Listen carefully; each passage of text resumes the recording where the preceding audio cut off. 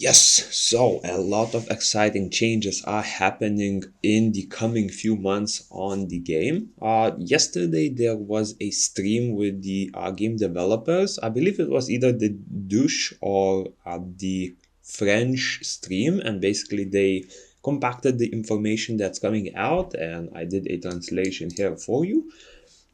So yeah, we'll be looking over what's coming in the months from May to August. So like 3.5 months from now, a lot of stuff is coming out and a lot of exciting stuff. And keep in mind, these changes are for global. However, the new stuff that is coming out for global will most likely be released in NA at the same time because that's how they have been treating the NA and global relationship so far. So like global is getting bits of stuff added from the NA server, but when new stuff comes out, both of the servers are getting it at the same time.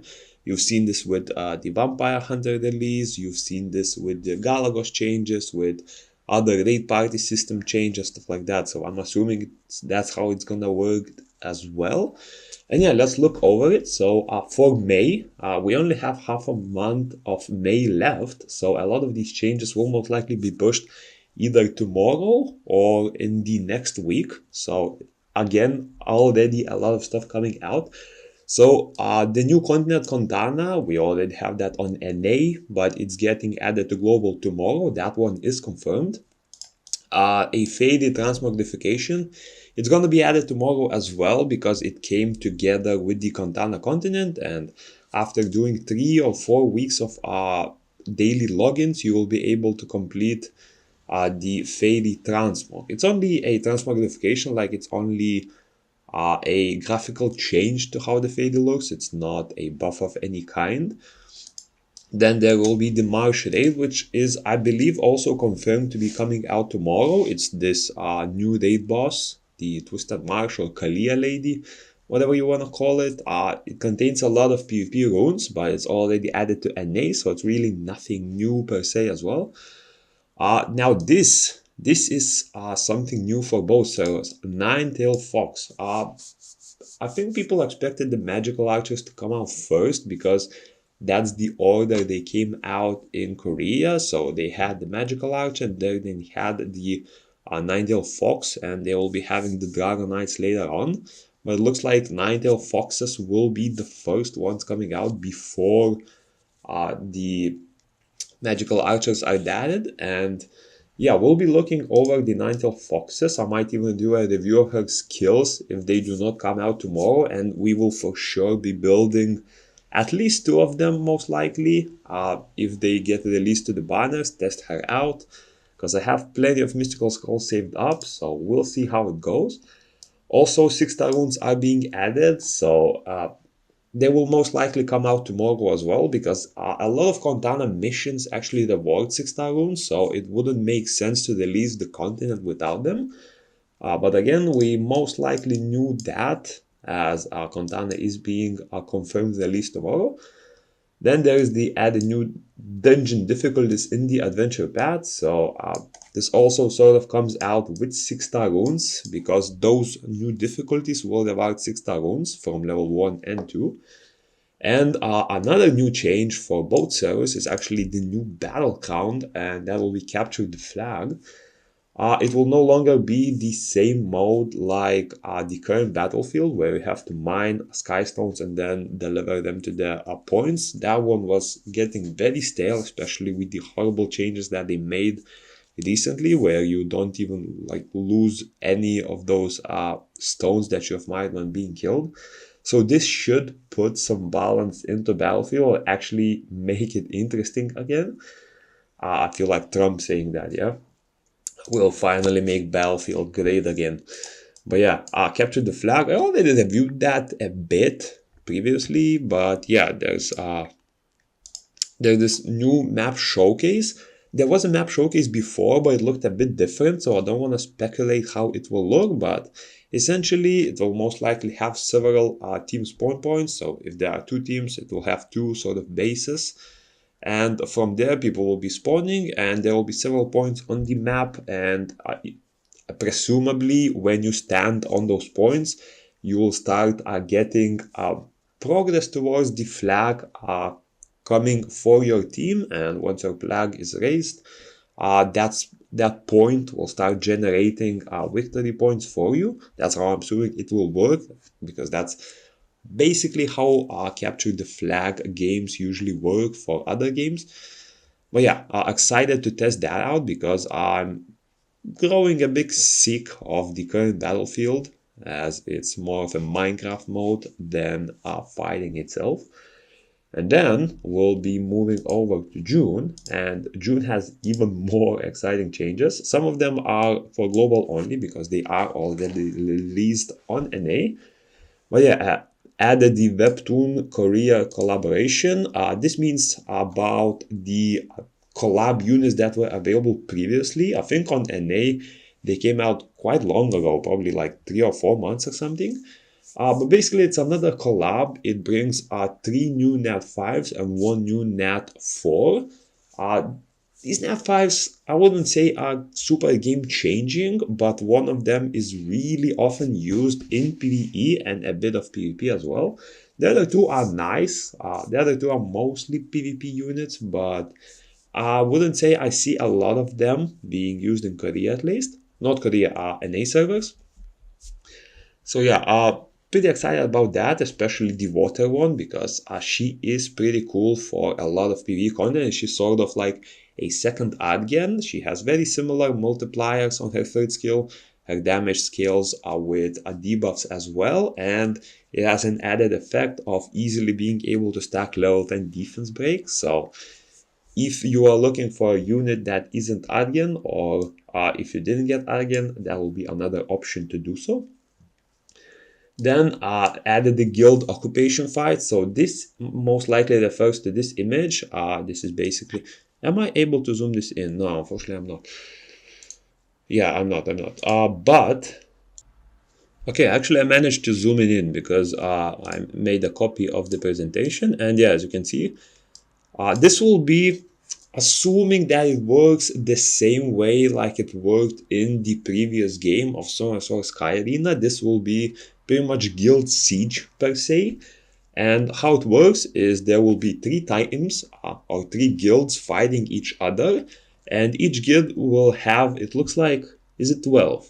Yeah, it looks like it is 12 towers, and assuming it works the same way like in the base game, you will basically be fighting to capture the towers of the other 2 teams, and there will be most likely, again, I'm assuming that it works the same, I'm gonna explain how it worked there. Whenever you capture an extra tower, you would get extra points added per minute to your account. So basically, you are playing to 20,000 points. Whoever collects 20,000 points first, and you would get 1 point per minute for each tower you control. So basically, if you start out with 12, you would get 12 points per minute. And the siege would last for 2 days, and whoever reaches 20,000 first would be the winner. If no one reaches 20,000 first, over the 2 days, the team with the most points would win. And there was an added quirk where if you have 13 or more towers, meaning that you have 12 and you take, for example, another one without losing any yourself, you would actually get 10 extra points added. So meaning that with 12 towers, you're gaining 12 points per minute, but with 13 towers, instead of gaining 13 points per minute, you're gaining 23. So it sort of encourages fighting and not just trading towers and stagnating it for long. And you will most likely have several defense bases. From the images here, it looks like you may be having 4 defenses per tower.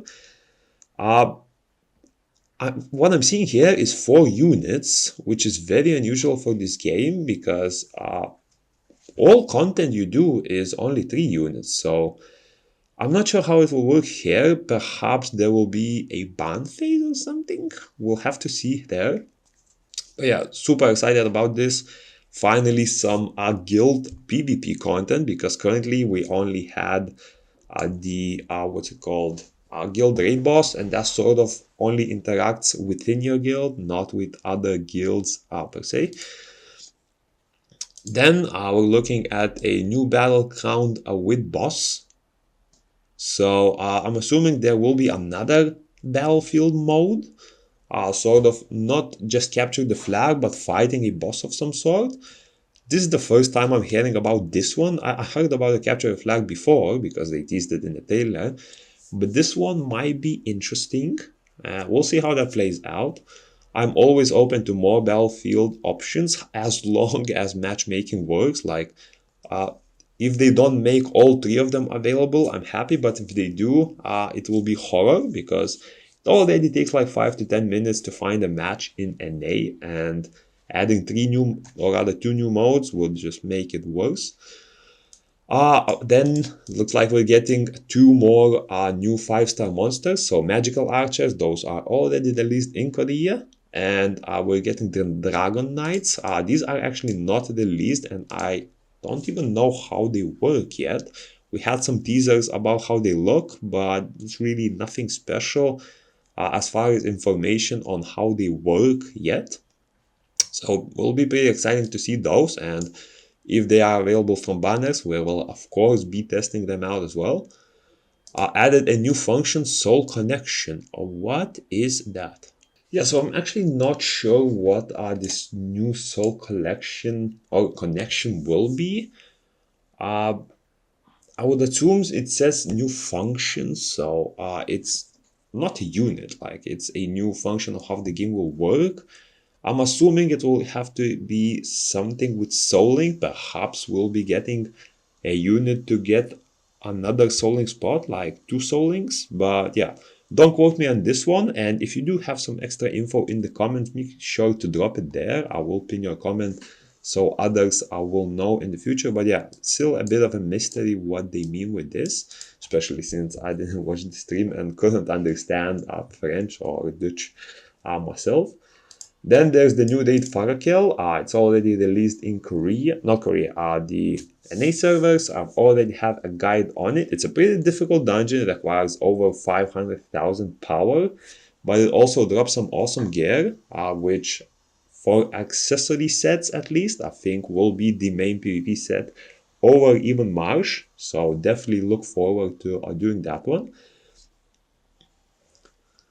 Added new shapeshifters. I assume this is a bad translation for transmogs, and that's referring to the Chimera transmog right here, as well as this one. I'm actually not sure what it will be. It may be a Valkyrie, because at least that the wings would represent that.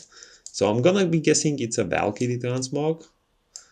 So yeah, there's that, and the last thing is added ticket merging, and again, not too much info on that yet, but ticket merging, we'll see how it works out.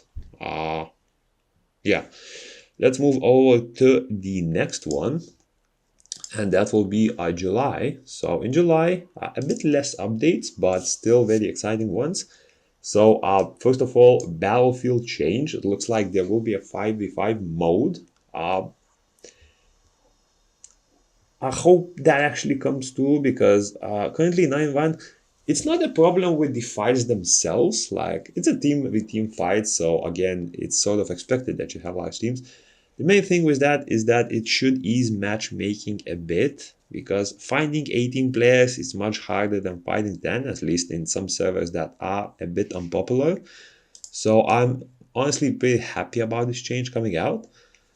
Then there will be the guild base expansion. Again, a bit unsure what that will mean. Hopefully it's like the guild town, getting more features, because currently it's really useless. It has a hot tub and it has the exploration captain, and apart from that, it's really not worth visiting at all. Then chakram dancers and boomerang warriors being added as well. So these are new monsters, and I really hope that these will be 4-star monsters instead of 5-star ones, because they have a unique ability of how they interact, at least in the base game, and locking them behind 5 stars would drop a lot of usability for them.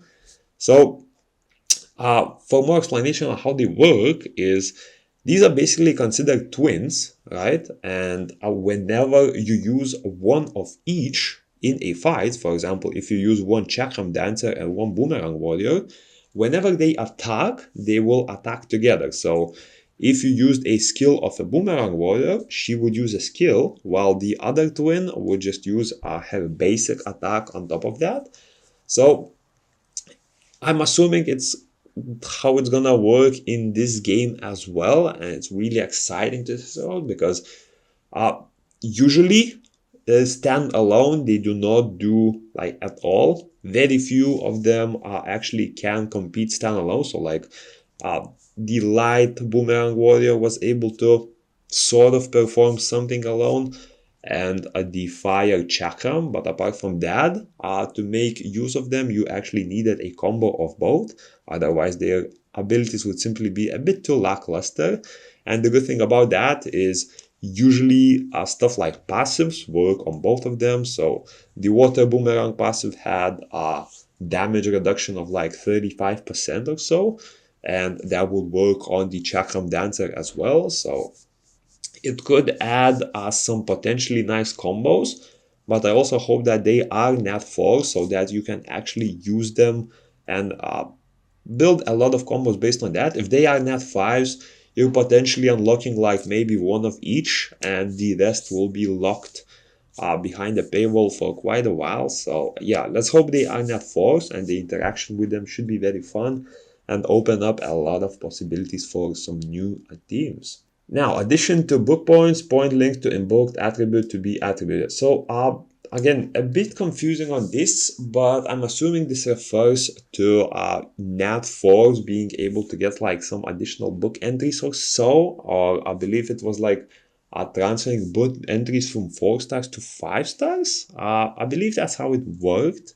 And yeah, a new transfer for the Hell Lady will be added. This will most likely be paid as well.